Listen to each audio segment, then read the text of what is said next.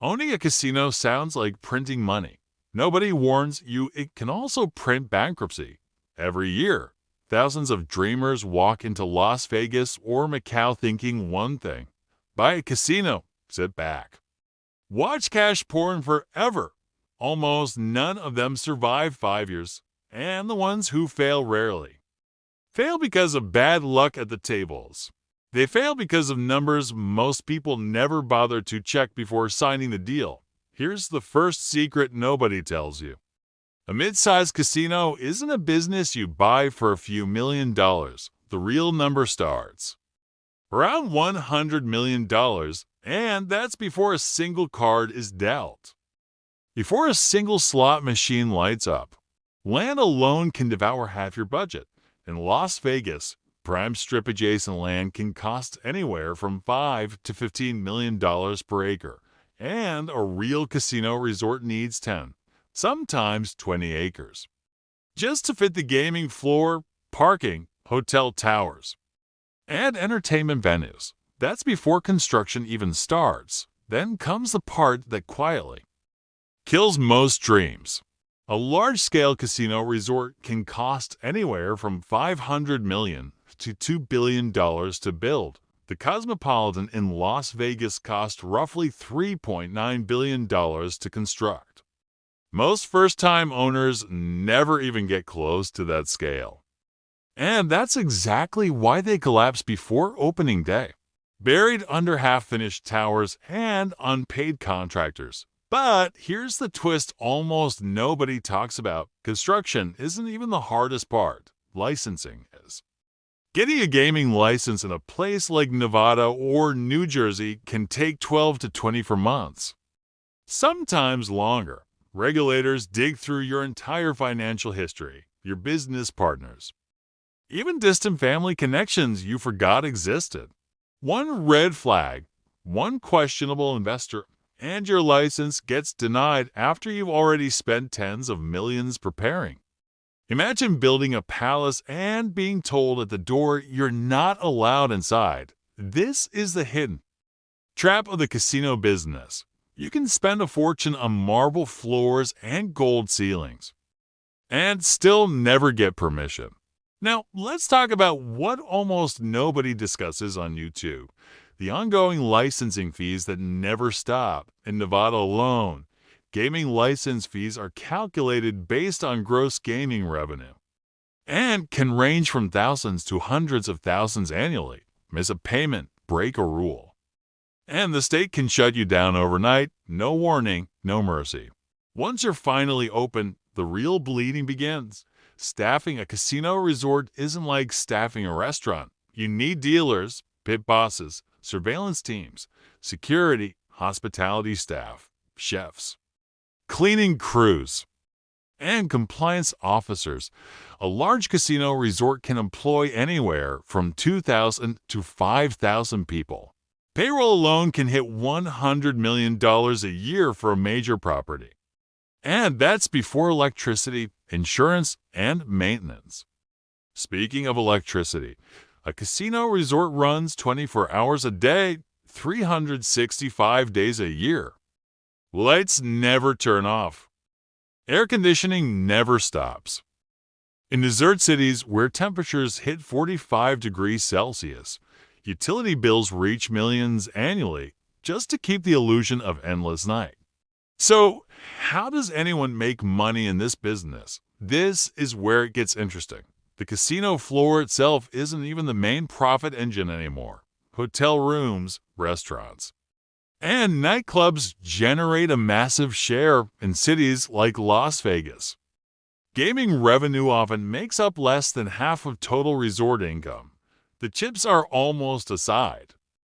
Business now. The house edge is the real secret weapon, and it's pure mathematics disguised as entertainment.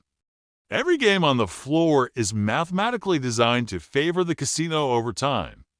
Slot machines typically have an edge between 2 and 15%. Blackjack can be as low as 0.5% for skilled players, but the casino still wins in the long run because of sheer volume. This is called the law of large numbers, And it's the entire foundation of casino profitability. Individual gamblers can win big on any given night. Someone always does. And the casino wants them to, because that story spreads. But across millions of bets placed every month, the math always favors the house. Still, profit margins are thinner than people assume. Many resorts operate on net profit margins between 5 and 15%. That's not the money printing machine most people imagine when they picture a casino owner's life. And here's something almost nobody mentions. Debt is the silent killer of casino empires. Most casino resorts are built using massive loans, sometimes billions of dollars in debt stacked on top of each other. If gaming revenue drops even slightly, that debt burden can crush an operator within months. Not yours. This exact scenario happened during 2020, when casinos worldwide shut down overnight without notice. Some of the biggest names in the industry came dangerously close to bankruptcy, despite decades of success. So far, this sounds brutal. Expensive land, licensing hell, massive payrolls, thin margins, and crushing debt. But there's one part of this business that most people completely overlook, the part that actually separates billionaires from bankrupt owners. It has nothing to do with gambling at all. Continue next part. The part that separates billionaires from bankrupt owners isn't the casino floor. It's the stuff most people walk past without thinking twice. It's called non-gaming revenue. And in the modern casino industry, it has quietly become the real empire builder. Hotel rooms, restaurants, spas, nightclubs, concerts, retail shopping, even convention centers, and cities like Las Vegas. Some major resorts now generate over 60% of total revenue from sources unrelated to gambling.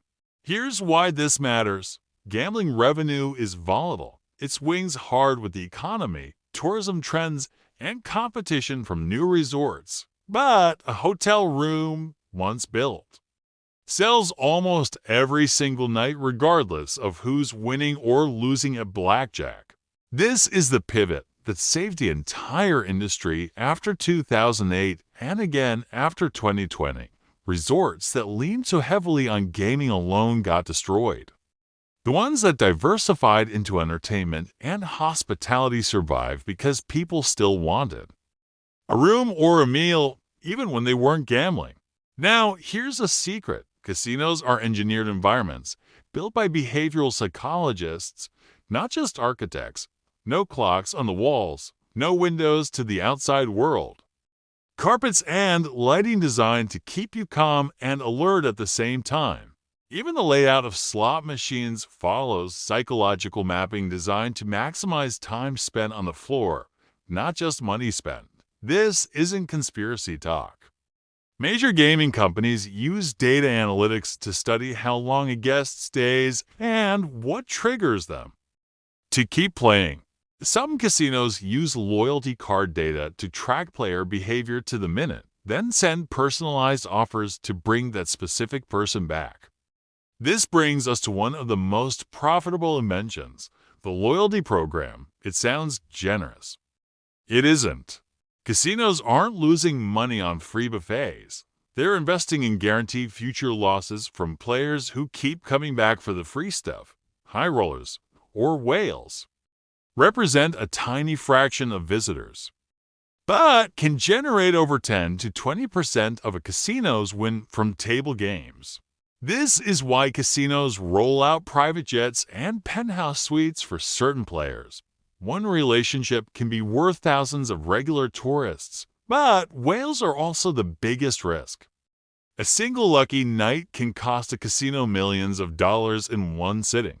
This is why large resorts use reinsurance, essentially betting on their own bets, to protect themselves from catastrophic losses. Now, let's talk about surveillance.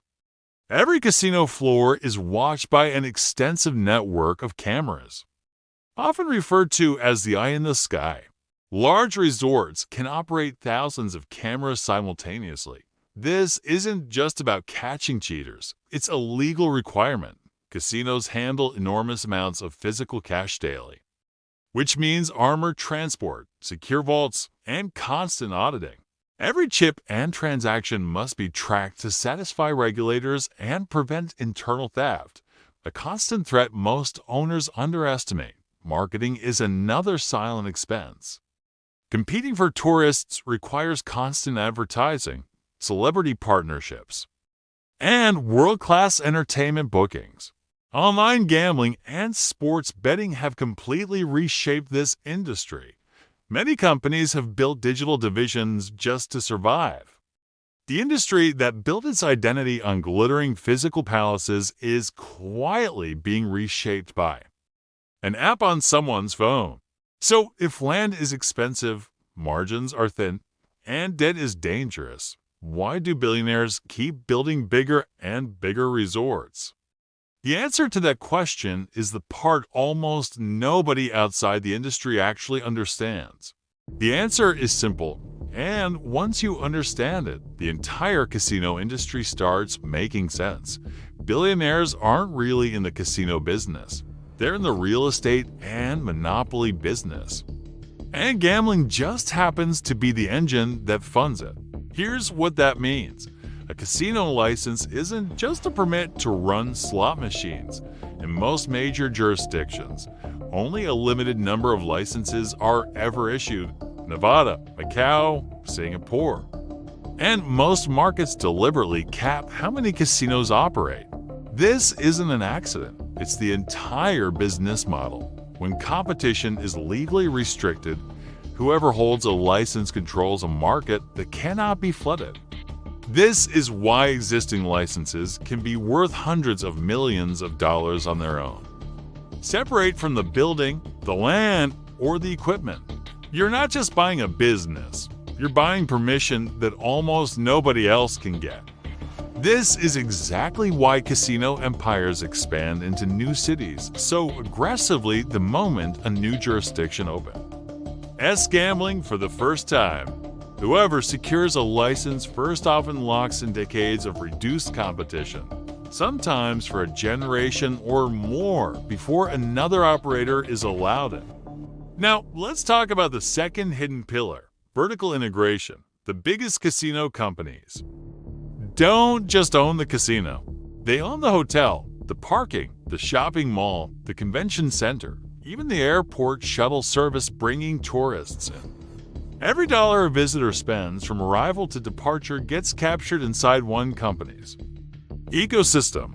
This is why mega resorts in Las Vegas and Macau keep building bigger, not because gambling alone justifies it, but because every additional amenity increases the average spend per visitor and the number of days that visitor stays on property.